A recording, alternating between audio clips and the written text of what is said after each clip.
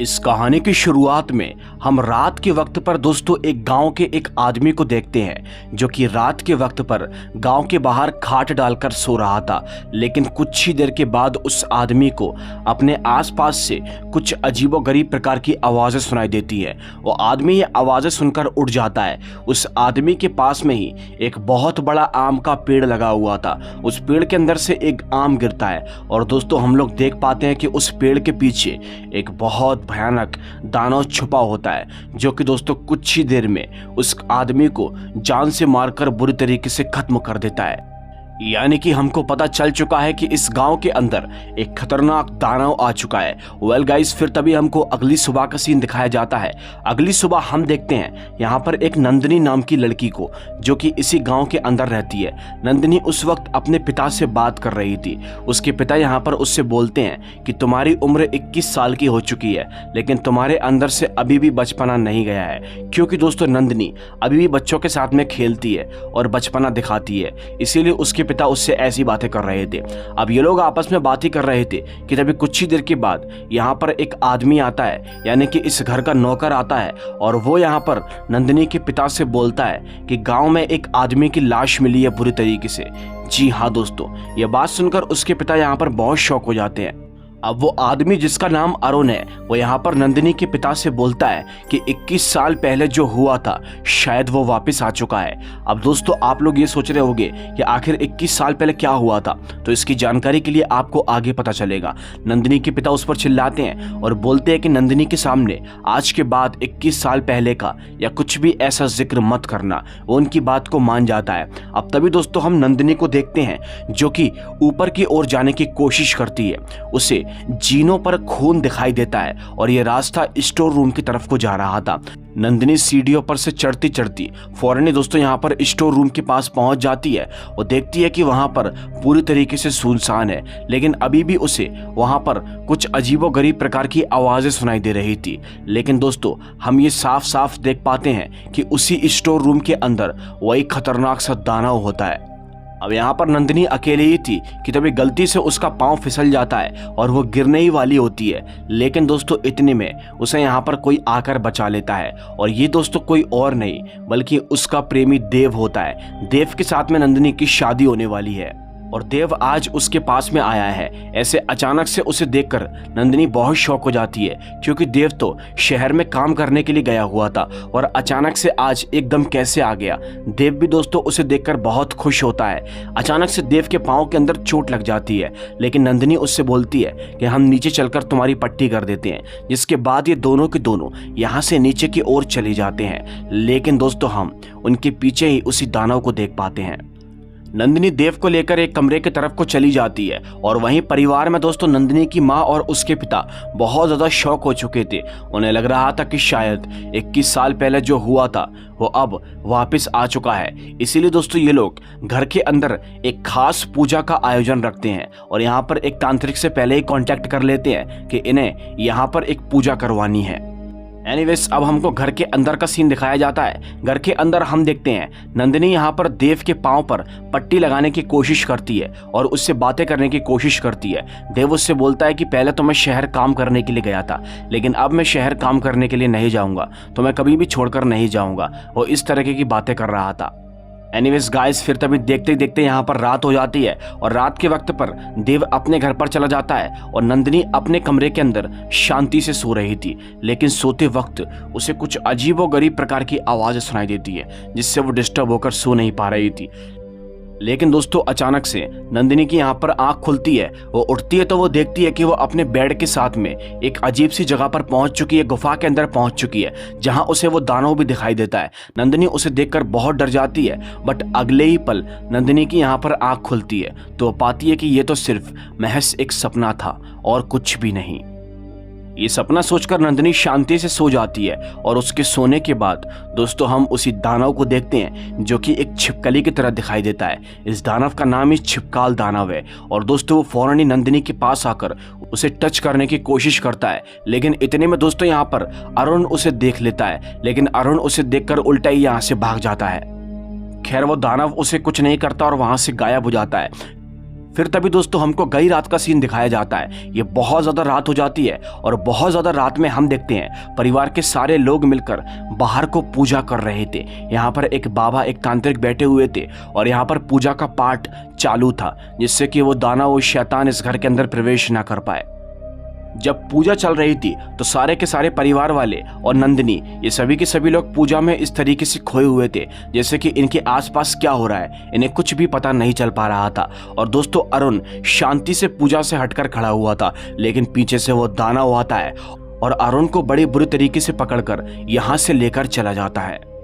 जैसे वो दानव अरुण को लेकर जाता है तो दोस्तों यहाँ पर नंदिनी के पिता आते हैं और वो ये देखकर बहुत शौक हो जाते हैं कि अरुण एकदम कहाँ गायब हो गया। और दूसरी तरफ हम देखते हैं वो दानव अरुण को जंगल की ओर ले जाता है और दोस्तों उसे इतनी बुरी तरीके से मारने की कोशिश करता है कि मैं आप लोगों को लफ्जों में बयान नहीं कर सकता।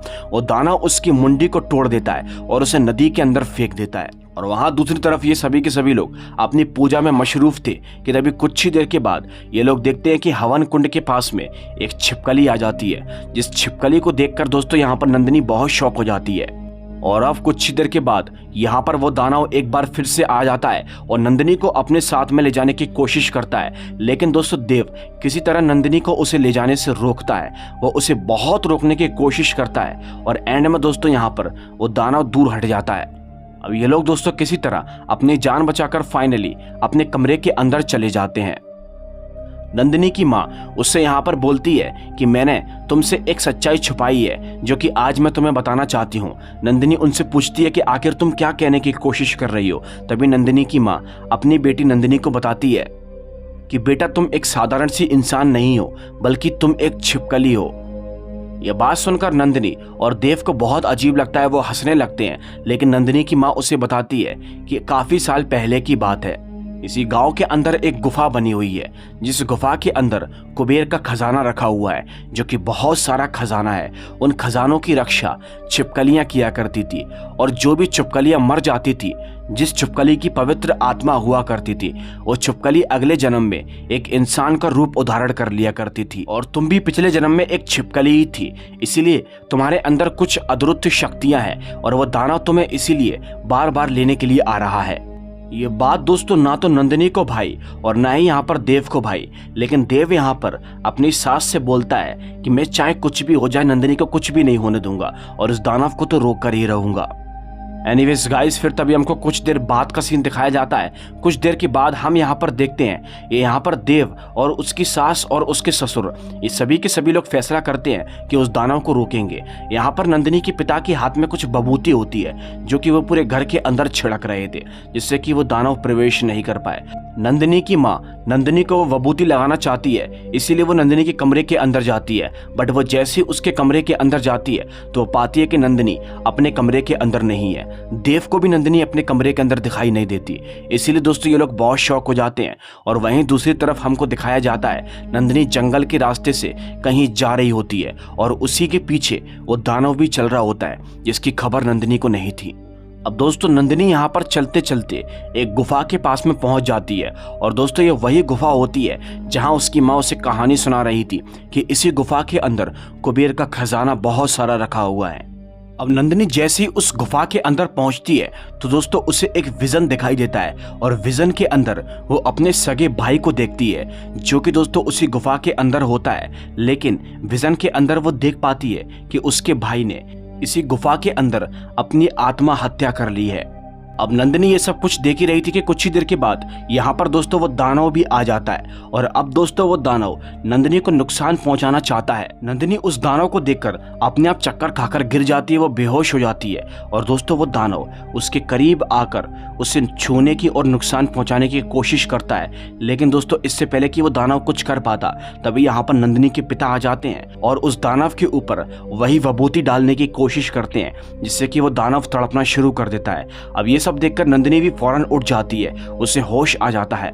नंदिनी जैसी उठती है तो वो अपने पास में अपनी माँ को भी पाती है। उसकी माँ दोस्तों उससे यहाँ पर बोलती है कि बेटा तुम इस खजाने की रक्षा को और तुम्हें ही इस खजाने को निकालना होगा। तुम जैसे ही इस खजाने को निकालोगी तो हम इसे यहाँ से लेकर चले जाएंगे और इसे कहीं और जाकर छिपा देंगे। अब पता नहीं क्यों नंदिनी को अपनी माँ की ये बातें कुछ भा नहीं रही थी। नंदिनी के हाथ पर एक रोशनी आती है और उसकी माँ उससे बोलती है कि अपने हाथ को उस चक्र पर लगा दो। और दोस्तों नंदिनी जैसे ही अपने हाथ को उस चक्र पर लगाती है तो दोस्तों खजाने का रास्ता खुल जाता है, खजाने का दरवाजा खुल जाता है जिसके अंदर वो बहुत सारा खजाना रखा हुआ है, जिसे देखकर नंदिनी के पिता और उसकी माँ बहुत खुश हो जाते हैं।